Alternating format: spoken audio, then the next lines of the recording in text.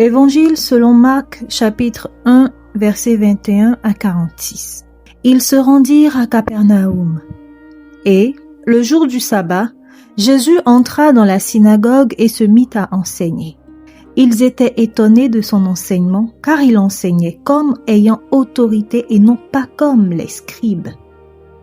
Il se trouvait justement dans leur synagogue un homme possédé d'un esprit impur et qui s'écria: « Que nous veux-tu, Jésus de Nazareth? Tu es venu pour nous perdre. Je sais qui tu es, le Saint de Dieu. » Jésus le menaça: « Tais-toi et sors de cet homme. » L'esprit impur sortit de cet homme dans une convulsion et en poussant un grand cri. Tous furent saisis de stupeur, de sorte qu'ils se demandaient les uns aux autres: « Qu'est-ce que ceci? Une nouvelle doctrine avec autorité. Il commande même aux esprits impurs et ils lui obéissent. » Et sa renommée se répandit aussitôt dans toute la région de la Galilée. En sortant de la synagogue, ils se rendirent avec Jacques et Jean à la maison de Simon et André. La belle-mère de Simon était couchée. Elle avait de la fièvre. Aussitôt, on parla d'elle à Jésus. Il s'approcha, la fit lever en lui saisissant la main. La fièvre la quitta et elle se mit à les servir. Le soir venu, après le coucher du soleil, on lui amena tous les malades et tous les démoniaques. Et toute la ville était rassemblée devant la porte. Il guérit beaucoup de malades qui souffraient de divers maux. Il chassa aussi beaucoup de démons, mais il ne laissait pas les démons parler, parce qu'il le connaissait. Vers le matin, pendant qu'il faisait encore très sombre, il se leva et sortit pour aller dans un lieu désert où il se mit à prier. Simon et ceux qui étaient avec lui s'empressèrent de le rechercher. Et quand ils l'eurent trouvé, ils lui dirent: « Tous te cherchent. » Il lui répondit: « Allons ailleurs, dans les bourgades voisines, afin que j'y prêche aussi, car c'est pour cela que je suis sorti. » Et il s'en alla par toute la Galilée, prêchant dans les synagogues et chassant les démons.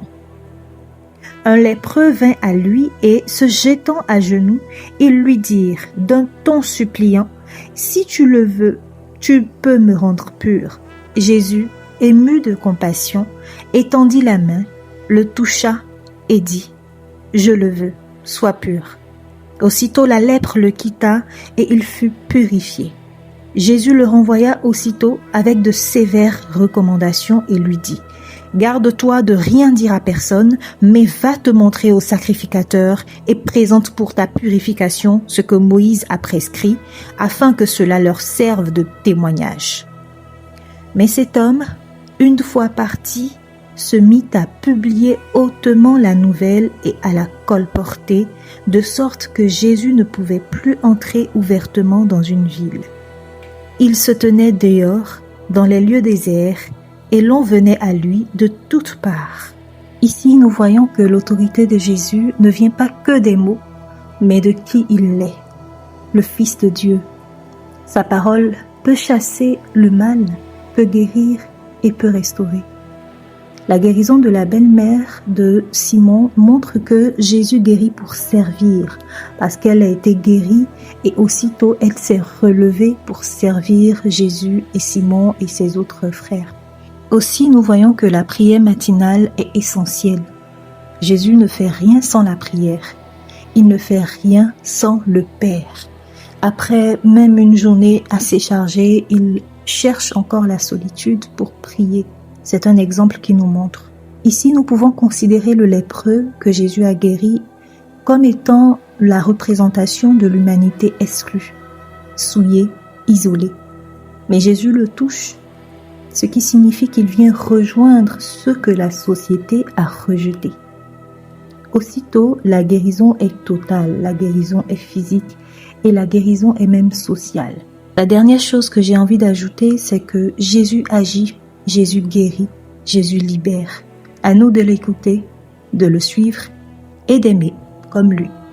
Dieu te bénisse.